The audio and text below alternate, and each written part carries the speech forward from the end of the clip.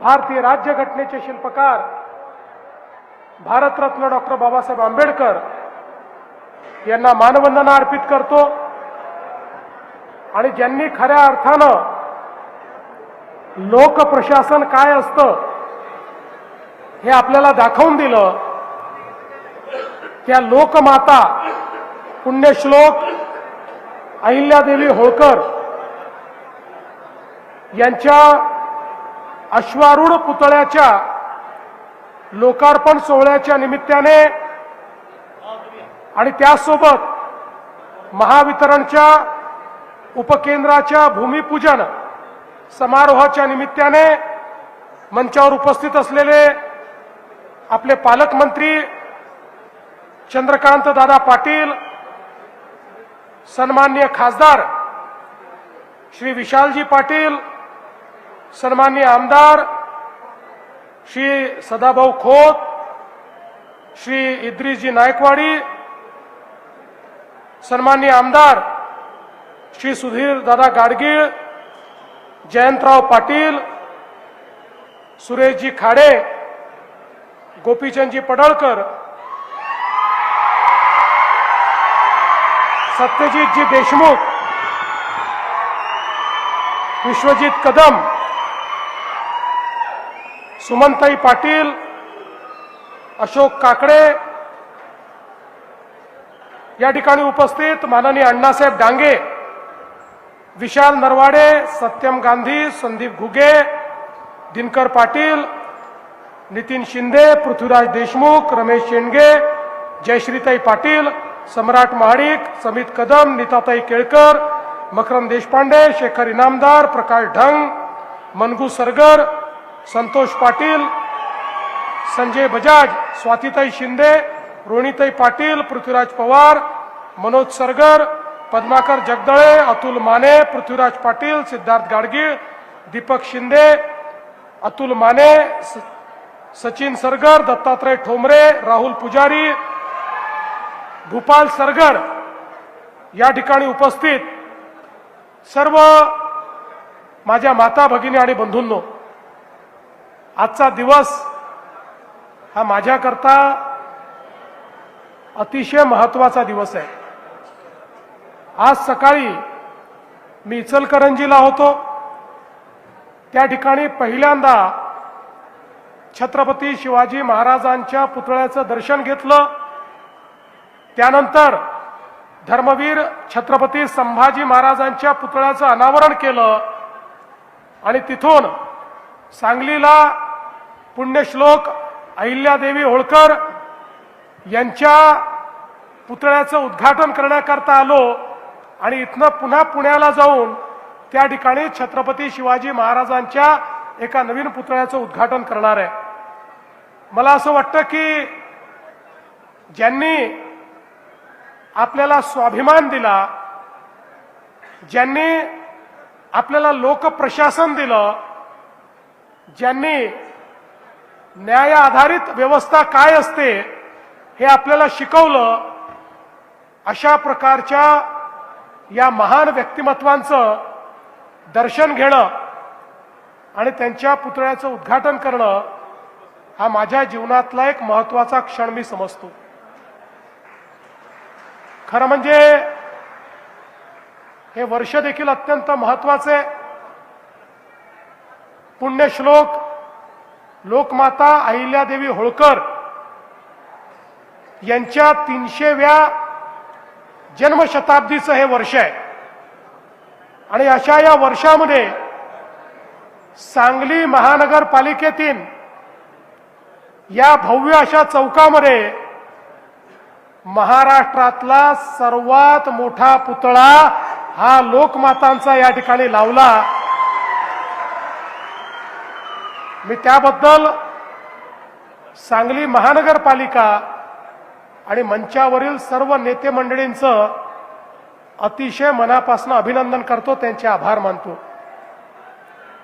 आपण जर मध्यम युग बघितला तर मध्यम युगामध्ये अनेक शासक झाले, पण छत्रपती शिवाजी महाराज असतील, पुण्यश्लोक अहिल्या माता असतील, यांचा जो राज्यकारभार आपल्याला पाहायला मिळतो, यामध्ये खऱ्या अर्थानं लोकशाहीची तत्व, समतेची तत्व या राज्यकारभारात आपल्याला पाहायला मिळतात. आणि म्हणून या भारताच्या इतिहासामध्ये जर कुठल्या शासकाला पुण्यश्लोक ही उपाधी मिळाली असेल तर ती अहिल्यादेवींना मिळाली. हे देखील या ठिकाणी अत्यंत महत्त्वपूर्ण आहे. आपल्याकरता अभिमानाची गोष्ट आहे की पुण्यश्लोक अहिल्यादेवी यांचा जन्म आपल्याच महाराष्ट्रातल्या नगर जिल्ह्यातल्या चोंडीमध्ये झाला. त्यांची जन्मभूमी महाराष्ट्र आणि कर्मभूमी हा माळवा प्रांत होती. आपल्याला माहिती आहे, मराठा साम्राज्याच्या विस्तारामध्ये ज्यांनी अत्यंत महत्त्वाची भूमिका निभावली ते सुभेदार मल्हारराव होळकर, की ज्यांनी खऱ्या अर्थानं तळपत्या तलवारीचं तेज काय असतं हे आपल्या विविध लढायांमध्ये दाखवून दिलं. त्यांच्या सुनबाई म्हणून ज्यावेळी पुण्यश्लोक अहिल्या माता गेल्या, सुभेदार मल्हाररावने त्यांना कधी सून समजलं नाही, त्यांना आपल्या पोरीचा दर्जा दिला.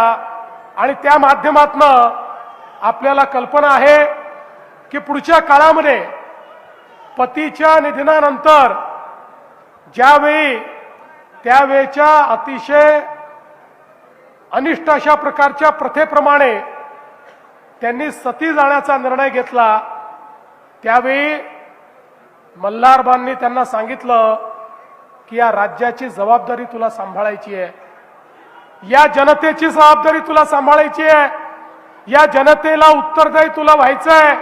आणि म्हणून आता शोक त्यागून दे, शोकात न राहता आता इतरांच्या चेहऱ्यावर हास्य कसं फुलवता येईल याचा प्रयत्न तू कर. आणि त्यातनं प्रेरणा घेऊन आपल्याला कल्पना आहे की पुण्यश्लोक अहिल्यादेवींनी 28 वर्ष सतत राज्यकारभार चालवला. आणि एखादा राजा एखादी राणी ही कशी असू शकते याचं प्रचंड मोठं उदाहरण हे आपल्याला पाहायला मिळालं. सगळ्यात महत्त्वाचं आपल्याला माहिती आहे की मुघलांच्या आक्रमणामध्ये आमच्या संस्कृतीची पाळंमुळं मिटवण्याचं काम हे मुघलांनी केलं. राम मंदिर तोडलं, काशी विश्वेश्वराचं मंदिर तोडलं, गयेचं मंदिर तोडलं. सगळे आमचे जे पुण्यस्थळ होते, जे आमच्या धर्माचे संस्कृतीचे प्रतीक होते, हे सगळे तोडण्याचं काम हे त्या ठिकाणी मुघलांनी केलं. पण त्याच वेळी या सगळ्या मंदिरांचा जीर्णोद्धार करून पुन्हा एकदा आमच्या संस्कृतीला पुनरुज्जीवित करणारा जर कोणी असेल तर ते आमच्या पुण्यश्लोक अहिल्याबाई होळकर होत्या, ज्यांच्यामुळे आमच्या संस्कृतीचं पुनरुत्थान झालं. आज उत्तरेकडचं कुठलंही मंदिर बघा, दक्षिणेतलं कुठलंही मंदिर बघा, पूर्वेमध्ये आपण गेलो तर त्याही ठिकाणी जगन्नाथपुरीचं मंदिर बघा, पश्चिमेत आपण गेलो तर महाराष्ट्र आणि गुजरात मधली मंदिरं बघा, तिथले तट बघा, तिथले घाट बघा. या प्रत्येक ठिकाणी एकच नाव निनादत असतं आणि ते नाव म्हणजे लोकमाता अहिल्याबाई होळकरांचं नाव आहे. हा सेतू हिमाचल या भारताच्या संस्कृतीला त्या ठिकाणी पुनरुज्जीवित करण्याचं काम, त्याचं पुनरुत्थान करण्याचं काम हे अहिल्यादेवींनी केलं. आणि म्हणूनच राम मंदिर आणि काशी विश्वनाथाच्या पुनरुत्थानाच्या वेळी आपले प्रधानमंत्री मोदीजींनी सांगितलं की आज आपण हे करू शकतो आहे कारण कधीतरी मुघलांच्या आक्रमणामध्ये या मंदिरांना वाचवण्याचं काम हे पुण्यश्लोक अहिल्यादेवींनी केलं. आणि म्हणून आज याची निशाणी आपल्याकडे उपलब्ध आहे. पण बंधू भगिनींनो, त्याही पेक्षा महत्वाचं काय आहे, एवढा संपूर्ण उत्तर दक्षिण पूर्व पश्चिम सगळ्या भागामध्ये इतक्या मोठ्या प्रमाणात जीर्णोद्धार अहिल्यादेवींनी केला.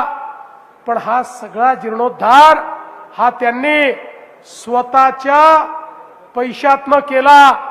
जो माहेश्वरचं त्यांचं राज्य होतं, माळव्याचं जे राज्य होतं, त्या राज्याच्या तिजोरीतून एकही पैसा त्यांनी घेतला नाही, तर वैयक्तिक त्यांचं जे इन्कम होतं, वैयक्तिक त्यांच्याकडे जो निधी होता, त्या निधीतनं लाखो लाखो रुपये खर्च करून संपूर्ण देशामध्ये त्यांनी जीर्णोद्धाराचं काम केलं आणि आपल्या राज्यातला पैसा मात्र राज्यातल्या सामान्य गोरगरीब जनतेच्या हिताकरता वापरण्याचं काम त्यांनी केलं. खऱ्या अर्थानं न्यायप्रिय राजा म्हणून, राणी म्हणून त्यांच्याकडे पाहिलं जातं, कारण त्यांनी विधवांच्या संपत्तीचा अधिकार बहाल केला. त्या काळामध्ये एखादी महिला विधवा झाली की तिची संपत्ती जप्त होत होती. त्या ठिकाणी पतीची संपत्ती तिला मिळत नव्हती, ती संपत्ती तिला मिळेल हा त्यांनी निर्णय केला. महिलांना शिक्षण मिळेल हा त्यांनी निर्णय केला.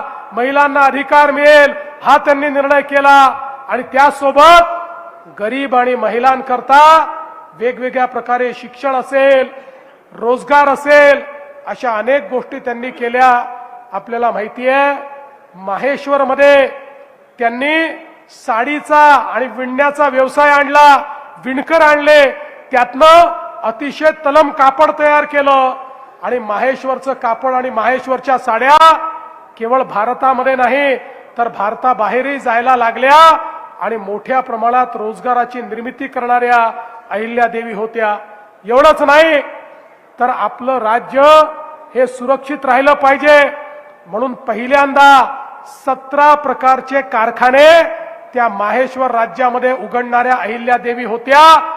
त्या माहेश्वर राज्याला किंवा माळवा प्रांताला सुरक्षित ठेवण्याकरता जो दारुगोळा लागायचा, ज्या तोफा लागायच्या, जे शस्त्रास्त्र लागायचे, हे सगळे त्यांच्या स्वतःच्या कारखान्यामध्ये तयार व्हायचे आणि त्याच्या माध्यमातून त्या ठिकाणी एक प्रकारे रोजगाराची निर्मिती व्हायची आणि आपलं राज्य देखील पूर्णपणे सुरक्षित त्या ठेवायच्या.